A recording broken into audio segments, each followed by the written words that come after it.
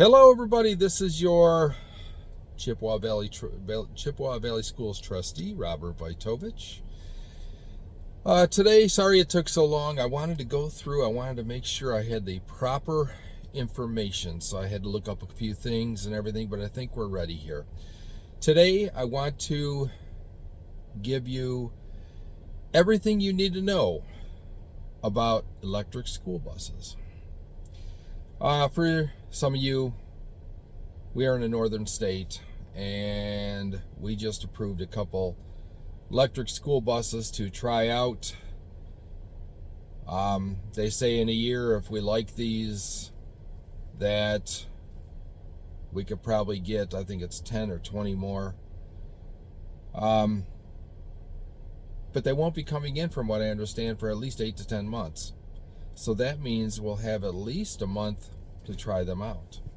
2 months to try them out. Anyhow, I guess let's get started here. For anybody that had a question about the electric school buses, first of all, let's go with the good points. They say for the repairs that can be done, most of the time they're easier, with easier access and quicker repairs. Unfortunately, most of the repairs need specialized training and special technicians. The buses are quieter for the few special needs students. Okay, I'll agree with that. But is it worth the investment for a few children? Especially since there are much cheaper ways to do this. Sound deadening headphones. You can even get a good pair, and it's still going to be far less cheaper than electric buses. They say it's cleaner to work on them, but that's when they can be worked on, and that's only for the drivetrain parts that are electric. So now let's go into the concerns. Some of these are very serious. And this is some of them that I had, some of the concerns I had. First of all, a couple things. The electric school bus vehicle weight is 33,000 to 37,000 pounds, compared to a standard diesel-powered bus, which is 10 to 15,000 pounds. That's a huge difference, and you'll see why it makes a big difference. Electric school buses cost anywhere from $350,000 to $450,000 per bus, compared to $150,000 for a standard diesel-powered bus. The engine maintenance is claimed to be lower, but all other maintenance still needs to be done. And we're talking about like brakes, which the brakes are going to cost a lot more simply because of the weight of the bus. You have to have special brakes. The suspension, which again is going to cost more because of the weight of the bus. You can't just use regular parts. The tires. The tires have, not only are the tires going to cost more, but they have much shorter wear life due to the weight. And we'll get into that a little bit, along with everything else.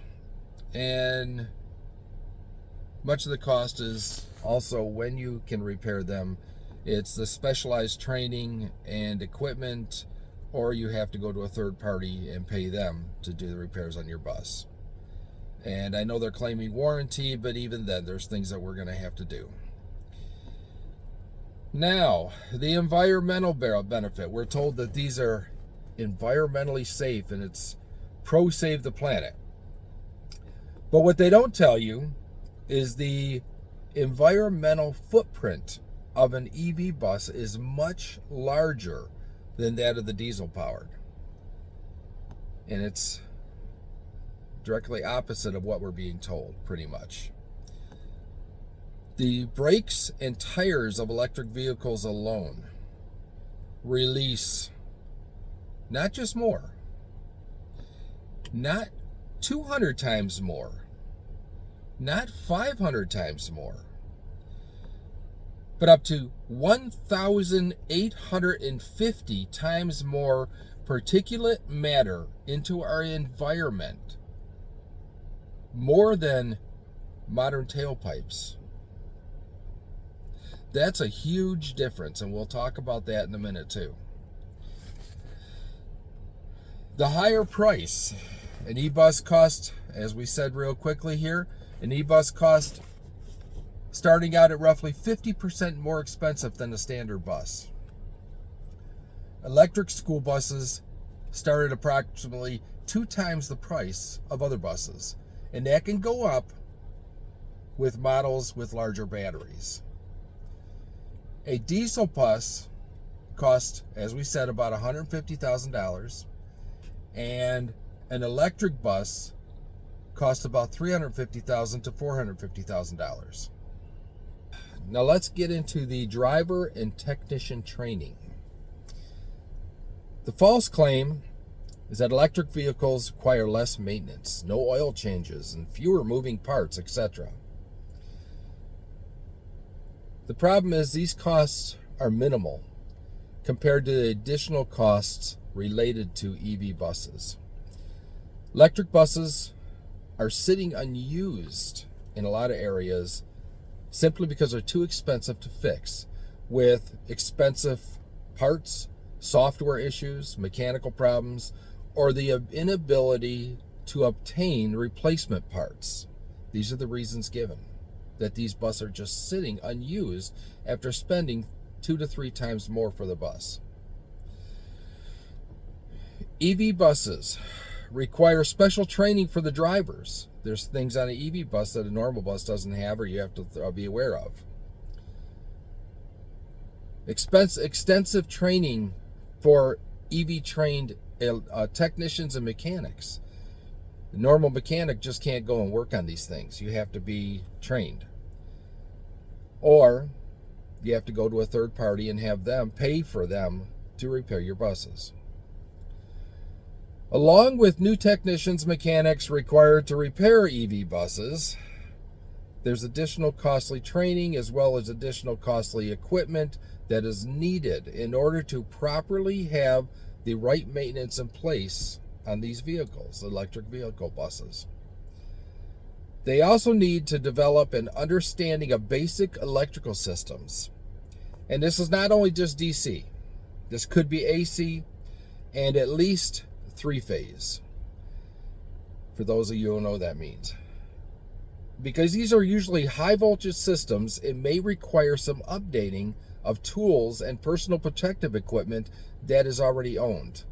A lot of this, again, is because of the high voltage these buses run on. Here we go, the tires. This is a huge one. Electric buses require specialized tires, which are more expensive. Diesel school bus tires cost approximately $120 a tire, which is high, but it's a big tire. Compare that to an EV tire, which is about 20 to 40% higher. And I'm told that you don't have the option to purchase reworked tires for EV buses due to safety reasons. And it doesn't stop there. EV tires experience accelerated wear compared to the diesel equivalent due to the weight of the vehicle, the torque transfer, and increased braking force due to the weight of the vehicle, the bus. EV tires have approximately 30 to 50% less wear life than regular tires.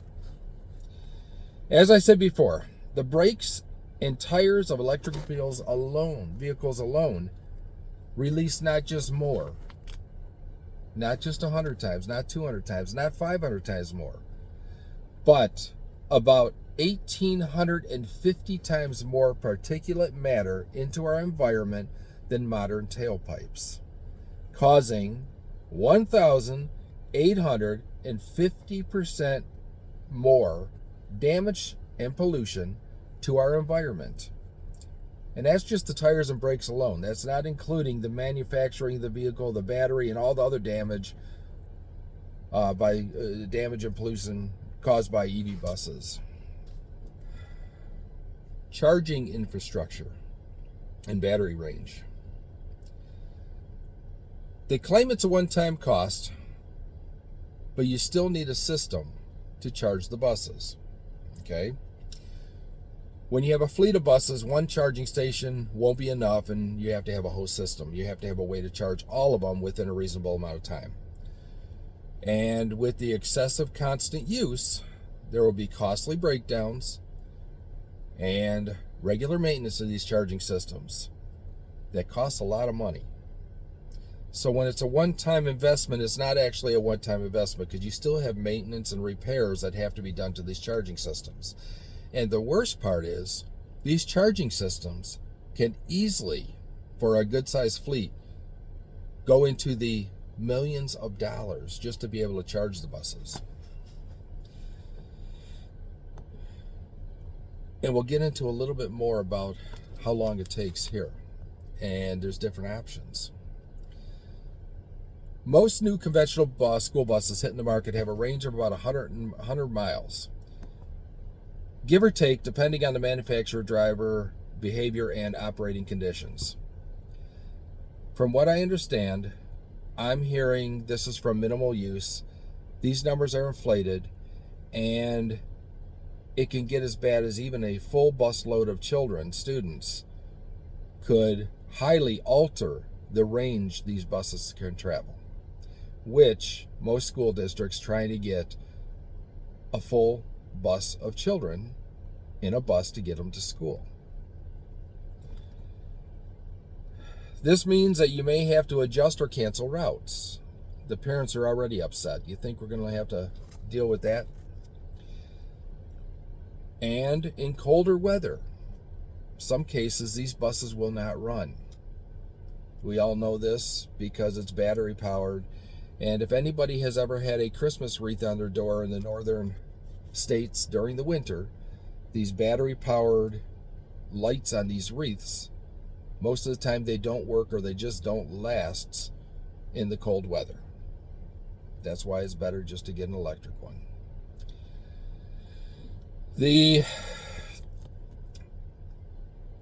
Sometimes these buses, the range is going to be reduced.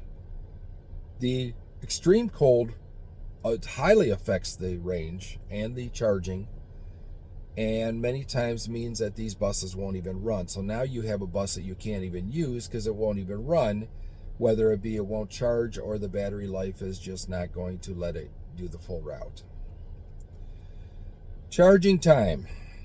Fast charging times start out at 2 hours. Now this is with a special fast charging system, which costs, more money. The amount of time to charge an electric school bus can vary, and it's affecting on the battery size, the charger, weather, etc. All these different things can affect the charging time. And when you get a estimate, a bid or whatever, they're going to give you the best time because they're looking to sell their thing. Level 2 chargers, which are not the fast charging, which are the less inexpensive, can take between 5.5 to 13 hours to fully charge an electric school bus. Fast chargers take 2 to 4.5 hours to fully charge an electric school bus battery. Now, first of all, it's kind of like the going and paying outrageous prices, in my opinion, to an amusement park. And then when they say, oh, you don't want to stand in line, go figure. They have a fast pass that you can buy, and it costs extra money. Well, why shouldn't these chargers just be included in the bus? Go figure. But again, a lot of things come into play when you're charging the bus. Weather can be one of them. It can make it last a lot longer. And we live, well, at least I live, I don't know who's watching this, but I live in a northern colder state, and we do have some severe winters, cold winters. That means it's probably going to go toward the 13 hours, meaning it's going to take pretty much overnight to charge these buses. And we have to have a full charging system so that all of our buses, we have a lot of buses, we're a large school district. And will it even be able to do the full route once it's charged. What is the time that it's going to take, or the range it's going to have? Another concern that's been brought up: can e-buses explode? When we talk about explosion, many times it's referred to as the deflagration, hope I'm saying that right, of gases venting from lithium-ion battery cells. That's referred to as vapor cloud explosions. Out of the next incidences, which is a very partial list, at least one bus incident shown below has been caused by a vapor cloud explosion. A very short list here. This is probably, at least just a quick search gave me a lot more than this, probably at least 2/3 more. But in 2015, in China, an e-bus went into thermal runway while at a charging hub, but was reported not to be charging at the time. September 27th of 2016, Frederick County, Maryland, a bus caught on fire, e-bus caught on fire. 2021 in Germany, 40 buses were destroyed in a depot. E-buses were connected to a charging system and caught fire. In 2021 in Germany, Hanover, Germany, 5 e-buses and 2 hybrid electric buses were destroyed by fire in a bus depot. 2021 again in Germany, 25 Mercedes electric buses, charging hub, and depot destroyed when a technical fault triggered when a bus was charging. In 2021, China, 4 open-sided buses were destroyed when one went into thermal runaway, leading to a vapor cloud explosion. 2022, India, an electrical fault during charging is the potential cause of a thermal runaway in a Green Tech limited e-bus. 2022, Paris, France. The driver saw a wheel explode and evacuated passengers before the e-bus became fully involved with fire. On January 21, 2025, fire involved 4 electric school buses in Massachusetts. June 6th, 2025, massive fire at a SEPTA bus lot was caused by electric batteries that have ignited before. This isn't even the first time that happened. July 25th, 2025, 2 electric buses catch fire in Orlando, Florida. January 17th, 2025, an electric school bus catches fire on way to school in Ontario, Canada. That caught fire with children on the bus. If there's a good point to this, it's that approximately 27% of e-bus fires occur while charging, meaning most likely there's no children on the bus. Let's go to other things that most people don't even want to talk about. It's road damage and damage to our infrastructure. In this northern state, we always complain about the roads, okay? Well, this is normal traffic, and they complain about the trucks damaging the roads. An 18-wheeler doesn't even weigh anywhere near as much as this bus. If you think the roads are bad now, then just listen to this. An extra issue, according to many civil engineers, the public works, and road commissions, one of them being NYSEVO, a New York State Association of Town Superintendents of Highways, NYSATSOH. They say that the extra weight from battery packs in electric school buses could cause much greater axle pressure or force and damage on the road surface, which only makes sense. If it's much heavier, at least well over 2 times the regular weight of a school bus, it's going to cause damage to our road. Fred Hiffa, who is a staff member for NYSATSOH and a former NYS DOT deputy commissioner, explains it this way. that the calculated weight pressure, a school bus that is diesel, the rear axle weighs about 10,000 pounds. If you take an electric school bus, that rear axle is about 25,000 pounds. That's over twice as much weight being distributed to our roads. Damage to the roads, bridges, and even current guardrails are not sufficient and will not stop e-buses that can lead to additional and more serious accidents. This is just a known thing, is that our guardrails will not stop these buses because they weren't made for this kind of weight.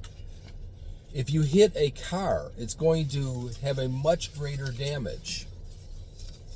So, let's face it. Are e-buses the future? I'm not convinced. Is this the way to go for school districts right now? There is far too many questions that have to be answered. Far too many things that have to be worked out. I don't think school districts should be paying or using the taxpayers' money to buy these buses to experiment. Right now, are e-buses a good thing for school districts? In this board member's opinion, no. We need to wait. Or how about just get rid of the whole idea itself? We've seen it with cars. Nobody wants it. Car companies are canceling their EV line. Nobody wants to buy them, and the people that do, usually they will not buy a second one.